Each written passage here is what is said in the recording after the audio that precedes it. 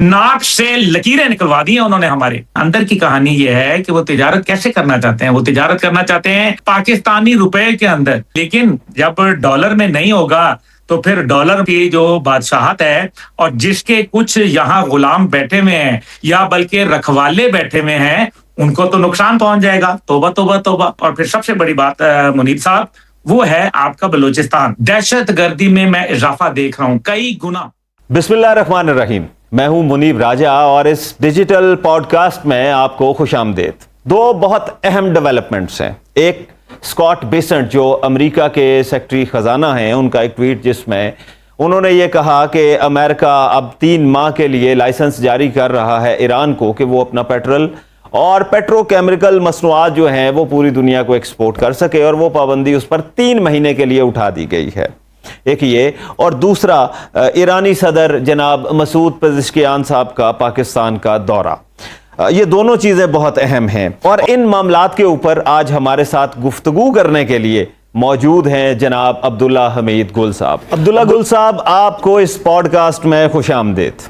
तो मेरा सवाल आपसे सबसे पहला ये है कि एक बड़ी बात हो रही है कि पाकिस्तान की ये एक बहुत बड़ी सफारती कामयाबी है कि जिसने 2 बड़े राइवल्स यानी ईरान और अमेरिका को मुज़ाकरात की मेज़ पर बिठाया, और अब ये बेल भी जो है वो मुंडे चढ़ने वाली है और अब ये मामलात भी ग्रेजुअली अपने इख्तिताम की तरफ बढ़ते हुए दिखाई दे रहे हैं।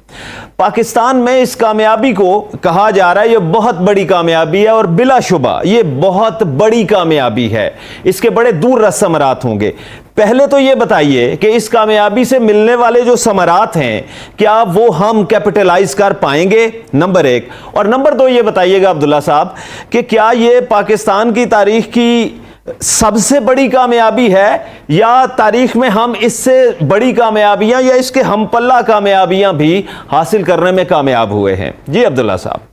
बिस्मिल्लाहिर्रहमानिर्रहीम। बहुत बहुत शुक्रिया मुनीब राजा साहब, आपने मुझे मदऊ किया। देखिए, जहां तक ताल्लुक है पाकिस्तान की कामयाबी, इसमें कोई शक व शुबा नहीं है, ये बहुत अच्छी कामयाबी है। पूरी कौम जो है अल्हम्दुलिल्लाह खुश है, और इसी तरीके से जो मार्का हक था वो भी एक बहुत बड़ी कामयाबी थी।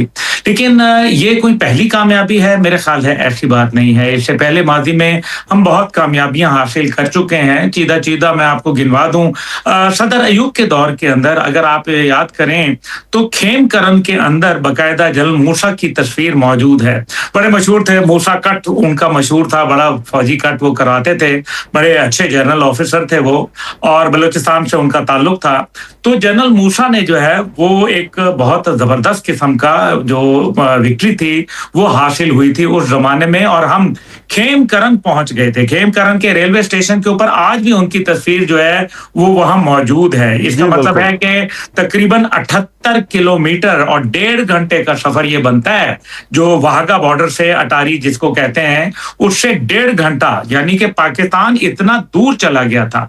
उनके आर्मी चीफ की जीप जो है वो आज भी पाकिस्तान के म्यूजियम में पड़ी हुई है, और इसी तरीके से उसी जमाने के अंदर सीटो और सेंटो जैसे मुआहदात भी हुए, RCD हाईवे जैसे मुआहदात हुए, और पाकिस्तान का जो मुकाम था वो ये था कि सदर अयूब, देखे ना, आज हम बात करते हैं कि जी हमारे फील्ड मार्शल साहब की, हमारे वजीर आजम की बड़ी तारीफ हो रही है, तो उस टाइम पे भी हमारे फील्ड मार्शल थे, और ये एक बड़ी लंबी जंग थी। अभी जो हमारी जंग हुई वो एक महदूद जंग थी, और उसके अंदर भी हमने जो हासिल किया वो यकीन माने कि बहुत जबरदस्त था। कोई मतलब it was just spectacular I would say.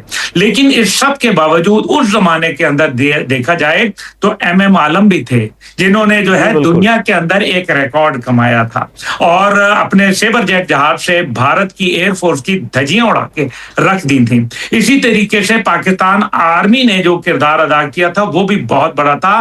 Pakistan navy का जो किरदार था वो आपको याद होगा कि विशाखापट्टनम, जहां अभी ये भारतीय जहाज ने वो ईरानी जो जहाज था उसको जब वो अपनी एक्सरसाइज करके आ रहा था तो उसके बाद भारत ने उसकी आपको पता है मुखबरी कर दी और फिर उसको डबो दिया गया। जी, अमेरिकन नेवी ने उसे निशाना बनाया था। जी बिल्कुल जी। तो मैं उसी विशाखापट्टनम के अंदर पाकिस्तान नेवी की जो आबदोज थी, गाजी جس کو غازی شہید کیا جاتا ہے, اس نے ایک تاریخ ساز کردار ادا کیا تھا اور دشمن کو وشاکھاپٹنم سے باہر آنے کا موقع نہیں دیا تھا. تو یہ ایک نیوی کی کامیابی, ایئر فورس کی, آرمی کی میں نے آپ کو بتایا. تو کھیم کرن کے محاذ تک پہنچ جانا اور اس علاقے کو قبضہ کر لینا, یہ کوئی معمولی کامیابیاں نہیں تھیں اور یہ طویل جنگ تھی. اور اس کے اوپر آپ کو یاد ہے صدر ایوب کی ایک بات زبردست جو تقریر تھی کہ بھارت کو معلوم نہیں کہ اس نے کس قوم کو للکارا ہے. اور پھر آپ کو پتہ ہے ہلال استقلال وغیرہ جو ہے شالکوٹ شہر کو ملا, اسی طریقے سے سرگودا شہر کی کامیابیاں موجود ہیں. لوگ باہر نکل گئے تھے, کھڑے ہو کے باقاعدہ لڑنے کے لیے جو ہے محاذ کے اوپر چلے گئے تھے. تو یہ پاکستانی قوم کی کامیابی تھی. تو یہ میں نے آپ کو ڈپلوما. اور پھر وہی دور تھا جب صدر ایوب جب جایا کرتے تھے تو امریکن پریزیڈنٹ کے باقاعدہ تصویر موجود ہے, گال تھپ تھپا کے یوں بات کر رہے ہیں اس کے ساتھ. اور پاکستان کا فقید المثال استقبال تھا, ریڈ کارپٹ ویلکم تھا, پاکستان کے ترانے بج رہے تھے, بینڈ بج رہا تھا, وہاں کی تمام لیڈرشپ پاکستان کو ریسیو کرنے آئی تھی. سڑک کے دونوں کنارے کے اوپر پاکستان کے جھنڈیاں لے کے امریکن عوام جو تھی وہ کھڑی ہوئی تھی اور ویلکم کر رہی تھی. تو we must not forget it, وہ ہم اس کو چھوڑ نہیں سکتے. بڑی کامیابی تھی. پھر اس کے بعد چائنا کے ساتھ ہمارے تعلقات کے اندر بہتری آئی, پھر ہم نے دیگر معاملات کیے. تو یہ ہماری کامیابی تھی. اس سے پیچھے چلے جائیں تو گوادر کے اندر آپ کو یاد ہے ہم نے 50s کے اندر گوادر کو اور یہ پورا علاقہ جو تھا یہ عمان سے ہم نے حاصل کر لیا تھا. تو یہ ایک بہت بڑی کامیابی تھی, ٹیریٹوریل کامیابی تھی. پھر اس سے اگر ہم آگے کی طرف آئیں تو ہمیں یہ پتہ چلتا ہے کہ سوویت یونین آیا. سوویت یونین جب آیا تو حضور والا وہ ایک دنیا کا آدھا نقشہ جو تھا وہ انہوں نے کور کیا ہوا تھا. آج بھی رشیا کا اگر آپ میپ دیکھیں تو آپ کو پتہ چلے گا اتنا بڑا میپ ہے کہ ابھی بھی اس کی جو ہے زمین آپ کو ختم ہوتے نظر نہیں آتی. تو اس سے پہلے سوویت یونین کا کیا حال تھا جب وہ USSR تھا.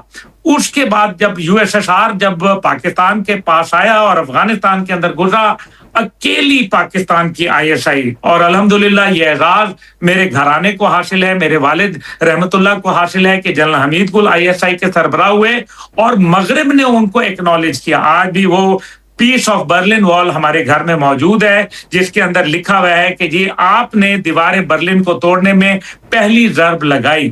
یہ دیکھیں نا, یہ ایکنالجمنٹس ہیں. اور پھر اس سے آپ اگر اندازہ کریں کہ روس آیا, ہم نے اس کو اپنی حکمت عملی سے, انٹیلیجنس حکمت عملی سے دنیا کی سب سے بڑی گوریلا جنگ لڑی, سب سے بڑی. 15 ٹکڑے ہو گئے روس کے, جس میں سے 6 اسلامی ریاستیں معرض وجود میں آئیں. یہ پورا وسطی ایشیا پاکستان کا مرہون منت ہے. پاکستان کی وجہ سے اس کو آزادی ملی. تو اب مجھے یہ بتائیں میرے بھائی, کیا یہ کامیابی کم تھی؟ اس کے بعد ہم نے دیکھا پرویز مشرف کا دور دیکھا. پرویز مشرف کے دور کے اندر ہم نے ایک غلط یو ٹرن لیا, نتیجہ آج تک آپ بھگت رہے ہیں, آپ کے سامنے ہی ہے. بہرحال اس کے بعد اللہ کا شکر ہے کہ پاکستان ایک دفعہ پھر افینسو ڈاکٹرن کی طرف آیا, یعنی کہ مدافعت کے اوپر آیا بجائے صرف دفاع کے اوپر. نتیجہ آپ کے سامنے ہے, کامیابیاں ہیں. تو یہ سفارتی کامیابیاں بھی ہیں, یہ آپ کی جو ماضی کے اندر آپ کی ملٹری اور انٹیلیجنس کامیابیاں بھی ہیں, معاشی کامیابیاں بھی ہیں. تو یہ نہیں کہا جا سکتا کہ جناب, اور آپ کا 90s تک 6.1 گروتھ ریٹ تھا. اب آپ مجھے یہ بتائیں کہ یہ کیا گروتھ ریٹ آپ کے پاس ہے؟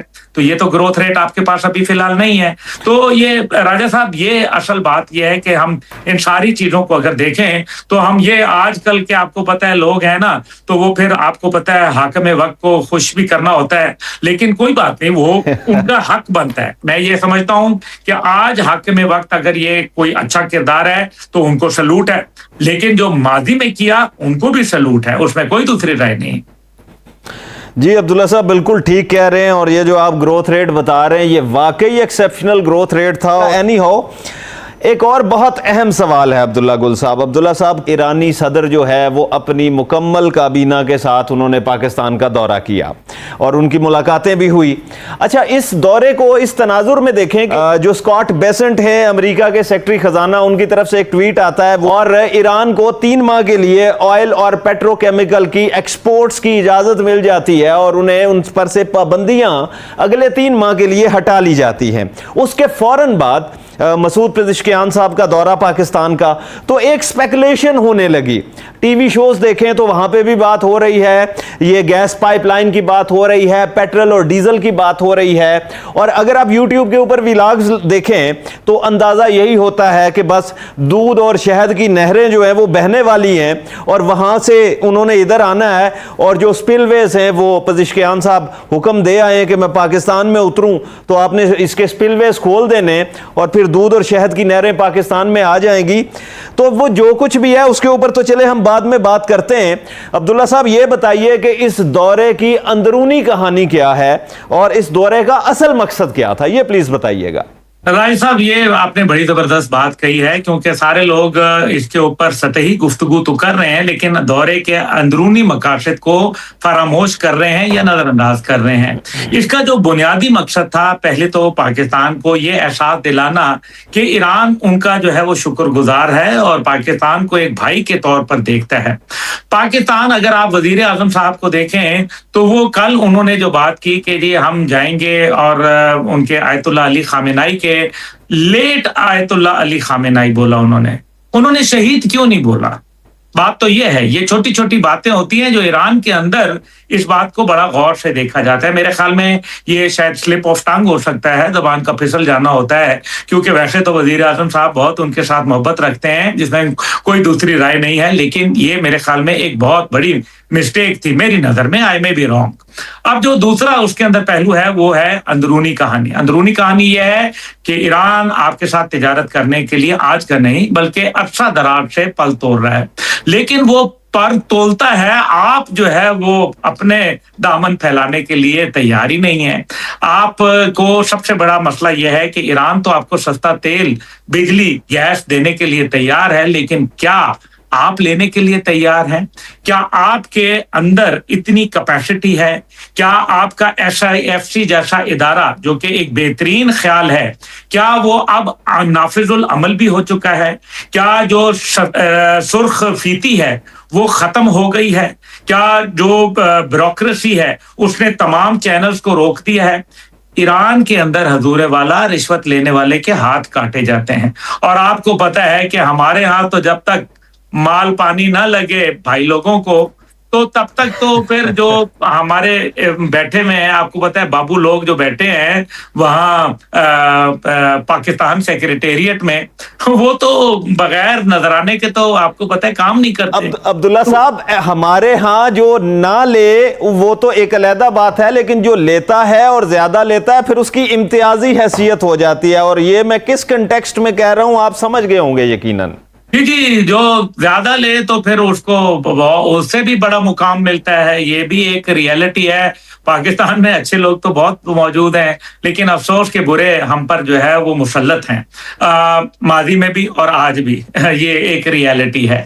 اگر آپ نے پرانے اصولوں کے اوپر چلے جو کہ پرانے ورلڈ آرڈر کے تھے 9/11 کے بعد, اس کے سے تو پھر آپ کو کچھ حاصل نہیں ہوگا. اگر آپ نے نئے ایسٹرن ویلیوز کے اوپر اور چائنا کے نئے ورلڈ آرڈر کے اوپر چلے تو کامیابیاں آپ کا جو ہے وہ گھر کا راستہ دیکھ لیں گے. اچھا عبداللہ صاحب میں ایک آپ کی اجازت سے اسی کو آگے کنٹینیو کر لوں. جی. دیکھیے, اس کے اندر جو سب سے بڑی بات یہ ہے کہ میں نے آپ سے کہا کہ ایک تو یہ مسئلہ ہے, پھر حکومت جو ہے وہ لیوی بڑھا دے گی پیٹرول پہ. وہ تو پیٹرول سستا دے دیں گے, آپ 200 روپے لیوی کر دیں گے.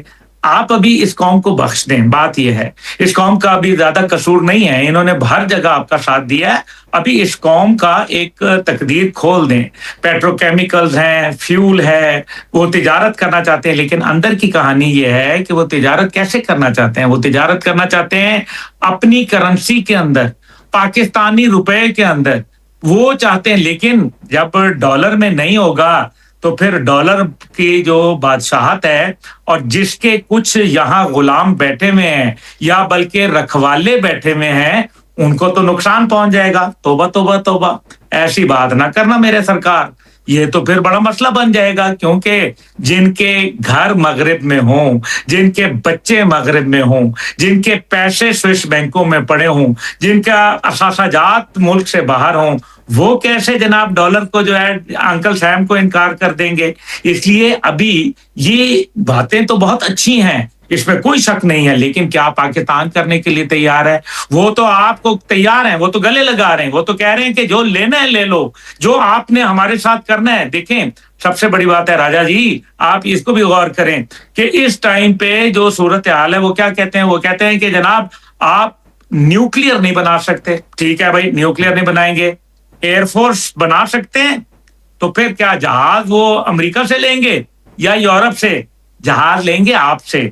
आपका इतना बड़ा, उन्होंने पूरी एयरफोर्स बनानी है। आपको पता है राज साहब कि उस टाइम पे जब इनके ऊपर 2015 पे पाबंदी उठी, 100 एयरबस जहाज का उन्होंने ऑर्डर दिया था। 100, तारीख के अंदर इतना बड़ा ऑर्डर कभी नहीं आया। तो आपको अगर वो जेट जहाजों को ऑर्डर देते हैं, टैंकों का देते हैं, मिसाइलों का देते हैं, आपको दीगर जो मिलिट्री आर्मामेंट का देते हैं, आप कर सकेंगे? क्या आप अमेरिकी दबाव को कबूल जो है रद्द कर सकेंगे? अब्दुल्ला साहब, यहाँ पर एक बड़ा अहम सवाल है मेरा आपसे। फिर आपसे जब सूडान JF-17 मांगता है तो फिर आप पे के ऊपर भी कहीं से दबाव आता है और फिर आप बैक ऑफ कर जाते हैं, तो ये वाले फैक्टर्स भी तो बीच में आएंगे या आ सकते हैं। अमेरिकन फैक्टर तो एक साइड पे कर देना आप इस वक्त। ये तो फैक्टर आ सकते नहीं है, आ चुके हैं। ये तो भाई वो कहते हैं ना कि शाह से ज्यादा शाह के वफादार तो यहां बैठे हुए हैं। तो आप ये तमाम सम्राट इकट्ठे कर सकते हैं, मैं आपको लिख के देने के लिए तैयार हूं। आपको पता है मेरा ईरान के एक अरसा दराज से मेरा उनके साथ ताल्लुक है। जब कोई ईरान जाना पसंद नहीं करता था, जब कोई ईरानी सफीर से हाथ नहीं मिलाने की जुर्रत कर सकता था, उसके साथ तस्वीर को जो है वो वायरल नहीं कर सकता था, सोशल मीडिया पे डालना उसके लिए जुर्म हो जाता था, तब ये अब्दुल्ला गुल था अल्हम्दुलिल्लाह जो खड़ा हुआ था मैदान के अंदर। आप इस चीज के गवाह हैं, विटनेस हैं। तो आज जो है वो हर कोई उस तरफ ईरान की तरफ जाना चाहता है, लेकिन साथ ही साथ वो मगरिब को नाराज भी तो नहीं कर सकते ना, और फिर वो दबाव जो है उनको बर्दाश्त करना भी पड़ेगा। अब आपको या मगरिब को देखना पड़ेगा या अपनी आवाम को खुश करना पड़ेगा, मर्जी आपकी है। मेरा ख्याल है मगरिब वाला ऑप्शन ज्यादा मुनासिब रहेगा इनके लिए, क्योंकि ये एक तसलसल से हम देख रहे हैं। 5वां बजट अब्दुल्ला गुल साहब पेश हो गया और जो हालात हैं, अगर हम सिर्फ पॉवर्टी लाइन की बात करें तो आपके 50% से ज़्यादा जो अवाम है वो तो पॉवर्टी लाइन के नीचे चली गई। और आपने क्या कर दिया, आपने फिर अपना जो पैमाना था वो बदल दिया कि जनाब अगर कोई 8,000 या 10,000 भी कमा रहा है तो वो सतह गुर्बत से ऊपर है। चलें, ये तो एक सेपरेट मामला है अब्दुल्ला गुल साहब, क्योंकि अभी हमारा सब्जेक्ट कुछ और है। आपने कहा कि ईरान कह रहा है कि जनाब आए, दोनों हाथ और बाहें खोल के आए हमारे साथ, आप हमारे साथ ट्रेड करें, आप जिस चीज में करना चाहते हैं करें। वो कह रहे हैं कि आप दामन फैलाएं, लेकिन ये दामन फैलाने को तैयार नहीं है। आपने एक चीज तो बता दी, पेट्रो डॉलर, कि ये पेट्रो डॉलर के अगेंस्ट नहीं जा सकते। डॉलर में भी तो ट्रेड हो सकती है ना अब्दुल्ला गुल साहब? देखिए, बिल्कुल हो सकता है, ये सारा कुछ है, लेकिन ईरान भी तो एक गैरतमंद मुल्क है ना, उसने अपनी गैरत तो दिखाई, अपना लोहा मनवाया है। वो कहता है कि मैं क्यों डॉलर को मजबूत करूं। दौरान जंग भी आपको याद है कि उन्होंने युआन के अंदर ट्रेड करना शुरू कर दिया था, चाइनीज करेंसी के अंदर। उन्होंने डॉलर के अंदर ट्रेड नहीं किया था। जो जहाज वहां जा रहे थे, शिप जा रहे थे, जो तो उनको डॉलर देता था वो डॉलर को नहीं लेते थे, वो बाकी करेंसी ले लेते थे।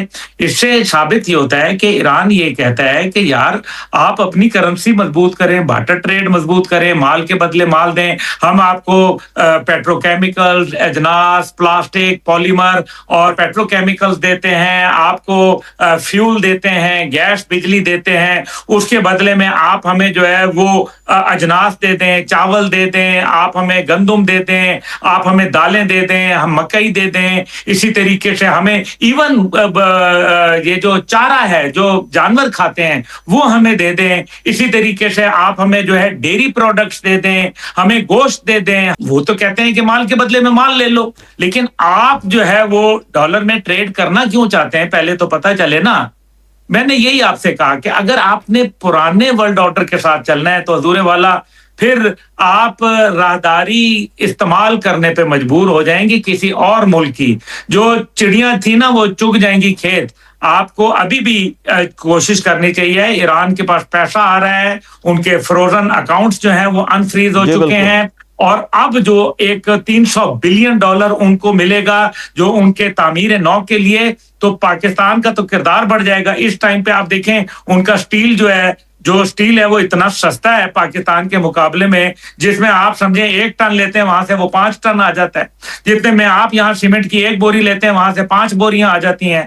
اگر آپ اس کے اوپر ڈیوٹی بھی لگا دیں تب بھی وہ آپ کو سستا پڑتا ہے. لیکن وہی والی بات ہے, آپ یہاں حکومت کی فائلیں ہوں گی, پھر ان کو ابھی ایرانی صدر کو ویلکم کیا جائے گا, ایم او یو سائن ہوں گے, ایم او یو سائن ہونے کے بعد پھر وہ کہیں گے کہ جناب ٹھیک ہے, پھر باپو سرکار ہوگی, اور اس کے بعد فائلیں, ایک کاغذ, دوسرا کاغذ, 5واں کاغذ, اور پھر یہاں تو آپ کو پتہ ہے کہ امریکن سفیر ہیں بھی خاتون, اور بڑی اچھی خاتون ہیں, ان کی ایک مسکراہٹ کے اوپر تو پھر آپ کو پتہ ہے کہ چراغوں میں روشنی نہیں رہتی.